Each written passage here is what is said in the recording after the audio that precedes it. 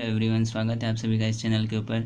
Today we are going to discuss about class 10th NCERT chapter number 2 polynomial यानी कि बहुपद। First of all ये देखते हैं कि बहुपद एक्चुअल में होती क्या है, उसकी बेसिक डेफिनेशन क्या है।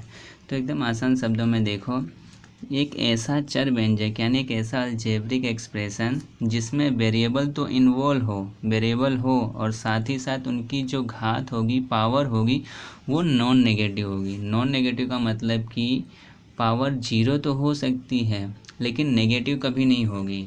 जीरो हो सकती है, पॉजिटिव हो सकती है, लेकिन नेगेटिव नहीं होगी। ऑलराइट, जैसे इसका व्यापक स्वरूप देखते हैं। इसका जो जनरल फॉर्म होगा वो ये होगा, क्या? इसको हम सबसे पहले तो डिनोट करेंगे P of x. P of x का मीनिंग क्या है? तो पोलिनोमियल ऑफ एक्स। इसका जो व्यापक स्वरूप होगा वो ये होगा, a0 एक्स की घात n प्लस a1 एक्स की घात n-1 प्लस a2 एक्स की घात n-2 से ले करके ये लास्ट में an-1 एक्स प्लस an यहाँ तक होगा। और एक बात इसमें और ऑब्जर्व करने जैसी है, ध्यान देने जैसी है, क्या कि देखो जो अंतिम पद आया ना यहाँ पे an है, an के साथ कोई भी चर नहीं है ना। मतलब कि बहुपद का जो अंतिम पद होगा वो हमेशा अचर होगा, जिसके साथ कोई चर नहीं होगा। ठीक है, मतलब ऐसा पद जिसके साथ चर ना हो ना कोई भी, उसे हम अचल कहते हैं, कांस्टेंट टर्म कहते हैं। यानी बहुपद का जो अंतिम पद होता है वो क्या होगा? कांस्टेंट होगा हमेशा। और एक और बात यहाँ पे जो a0 है, a1 है, a2 है से ले करके an-1 है और लास्ट में an है ना, ये सभी रियल नंबर्स होंगे। ये सभी क्या होंगे? आपस में रियल नंबर होंगे। इनका जो रिलेशन होगा वो रियल नंबर के साथ होगा। मतलब यहाँ पे कोई भी संख्या हो सकती है, 1 2 माइनस वाले, रूट वाले, कुछ भी हो सकते हैं। ठीक है, उसके बाद ये तो हो गया इसका व्यापक स्वरूप।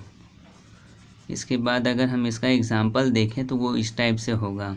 हो सकता है ये बहुपद इस फॉर्म में हो। कौन से फॉर्म में? 2x + 3 इस फॉर्म में हो, या फिर वो बहुपद इस फॉर्म में हो। कौन से फॉर्म में? ये वाले 3x² - 5x + 6 इस फॉर्म में हो, या फिर हो सकता है वो बहुपद इस फॉर्म में हो। कौन से? ये वाले 4x की घात 3 - 4x + 7 इस फॉर्म में हो, है ना। बहुपद है ना, इस टाइप से हो सकते हैं। इसके अलावा भी और भी टाइप के हो सकते हैं। अब देखो इन एग्जाम्पल की खासियत क्या है। तो ये वाले एग्जाम्पल की बात करूँ ना, तो इसमें जो चर है एक ही है, और उस चर की अगर घात देखें हम, x के ऊपर घात, तो वो कितना है? 1 है। और इधर देखें तो यहाँ पे 2 चर है, और अधिकतम घात की मैं बात करूँ तो वो 2 है। यहाँ पे अधिकतम घात कितनी है? 3 है ना। यानी कि इसकी जो डिग्री होगी, घात होगी, घात को, डिग्री को हम घात कहते हैं। इसकी जो डिग्री होगी अधिकतम वो 1 है। इसकी जो डिग्री है अधिकतम वो कितनी है? 2 है। और इसकी जो डिग्री है अधिकतम वो 3 है। तो जिसकी डिग्री अधिकतम 1 होती है जिस बहुपद की, उसे कहा जाता है रैखिक बहुपद। उसे कहते हैं रैखिक बहुपद। उसे कहा जाता है रैखिक बहुपद। और जिसकी अधिकतम घात 2 हो उसे द्विघात बहुपद कहा जाता है। द्विघात बहुपद कहते हैं। और जिसकी अधिकतम घात 3 हो जिस बहुपद की, उसे त्रिघात बहुपद कहा जाता है। इसके अलावा भी अगर जिसकी अधिकतम घात 4 हो जाए, 5 हो जाए, 6 हो जाए, उसके आधार पे हम उसका नाम देते जाएंगे। चलो तो आगे बढ़ते हैं। आगे नेक्स्ट टॉपिक है वो है zero of polynomial. Zeros of polynomial यानी बहुपद के शून्यक। बहुपद के शून्यक क्या है? तो देखते हैं बहुपद का शून्यक क्या होता है। ओके, तो एक एग्जांपल मैं ले लेता हूँ बहुपद का, क्या? x² + 5x + 6 वाला। और यहाँ पर अगर मैं आपसे पूछूं कि यहाँ पर x = 1 पर इस बहुपद का मान क्या होगा, तो क्या करोगे? सबसे पहले x जहाँ भी वहाँ पे 1 रख दो।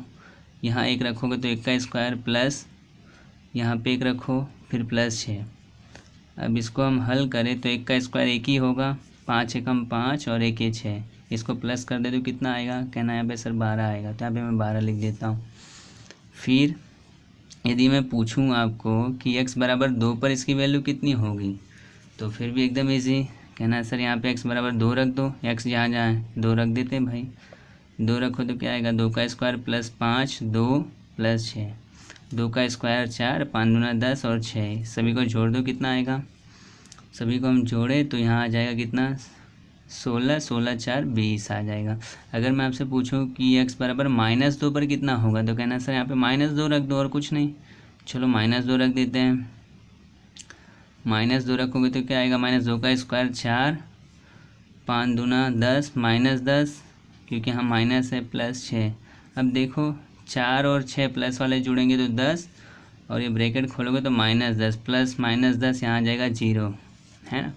इसी तरीके से अगर मैं पूछूं कि x बराबर अगर हम -3 रखें तो कितना आएगा, -3 रखोगे ना तो जहाँ जहाँ x वहाँ -3 रख दो, यहाँ आ जाएगा -3 प्लस 6। -3 का स्क्वायर करें तो 9 और इसका गुणा करोगे तो -15 प्लस 6, है ना। 9 और 6 करो जोड़ोगे तो आ जाएगा ये 15, ये ब्रैकेट को ओपन करें तो -15 प्लस माइनस आ जाएगा कैंसल। ओके, इसी तरीके से अगर मैं आपसे पूछूं कि x बराबर भाई +3 पर कितना होगा तो कहना सर 3 रख दो ना, क्या दिक्कत है, 3 रख देते हैं यहाँ पे।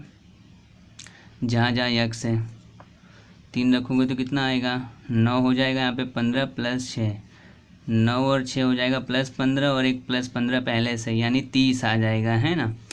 मीन्स कि देखो x का मान अगर हम ये रखते जाए तो बहुपद का मान क्या आएगा, इसमें रखो जो आएगा ये बहुपद का मान होगा। अगर x का मान 1 रखे तो बहुपद का मान आएगा 12, 2 रखो तो 20, -2 रखो तो 0, -3 रखे तो 0, +3 रखे तो 30 होता है ना। अगर मैं इसी का ग्राफ की बात करूँ, अगर हम इसका ग्राफ बनाए ना तो इसका ग्राफ x अक्ष को 2 फिक्स बिंदु पर कट करेगा।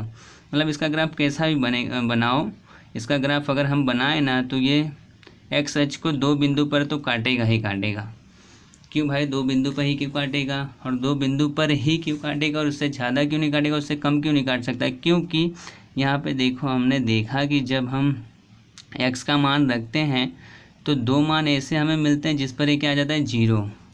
तो जिस बहुपद का मान जिस बिंदु पर 0 आ जाए ना वो ग्राफ के अंदर इंटरसेक्ट पॉइंट बताता है। मान लो यहाँ पे इंटरसेक्ट पॉइंट कितना है, x अक्ष को कितने बिंदु पर कट कर रहा है ग्राफ 2 ना, तो यानी इस बहुपद के अंदर x का मान 2x के मान ऐसे होंगे जिस पर ये बहुपद शून्य हो रहा होगा। एक तो ये होगा, दूसरा ये होगा, ठीक है।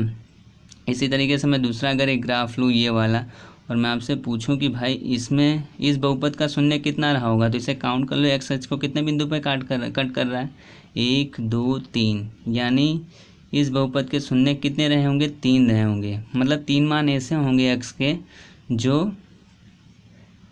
जो इस बहुपद को 0 कर रहे होंगे, ठीक है। इसी तरीके से मैं आपको ये वाला पूछूं कि ये वाला बताओ कितने बिंदु पर कट कर रहा है, ये इसके शून्य कितने रहेंगे तो कहना सर गिन लेते हैं 1 2 3, यानी 3 आ जाएगा, ठीक है। इसी तरीके से बुक का लेते हैं एग्जांपल्स। देखो बुक में क्या दिया हुआ है, ये मैं लेता हूँ।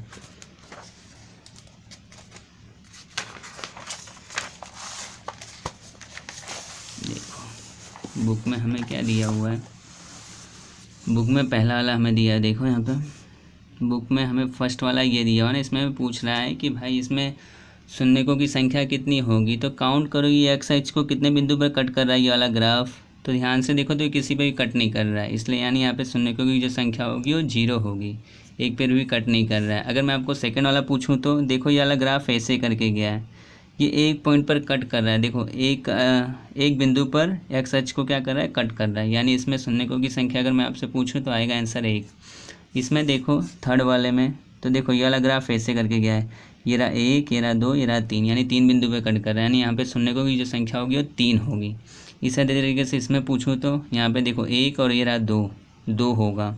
ये वाला ग्राफ देखो ऐसे करके गया है, ये कितने बिंदु पे कट कर रहा है 1 2 3 4, ये 4 बिंदु पे कट कर रहा है, यानी इसमें शून्यकों की संख्या 4 होगी। इसमें 1 2 3, यहाँ पे कितने आ जाएंगे 3, क्योंकि ये 3 बिंदु पे कट कर रहा है ना। यहाँ पे आप लोग का 2.1 में सिर्फ एक ही क्वेश्चन था, उसमें पूछा था नंबर ऑफ जीरोस कितने होंगे, शून्यकों की संख्या कितनी होगी, ठीक है। तो यहाँ पे x अक्ष को जितने बिंदु पर ग्राफ कट करेगा वही उसके शून्यकों की संख्या होगी। इस तरीके से हम ज्ञात कर लेंगे। तो आज के लिए इतना करते हैं और फिर मिलते हैं अगले नेक्स्ट वीडियो में 2.2 के साथ। तो आज के लिए इतना ही। Thank you for watching this video.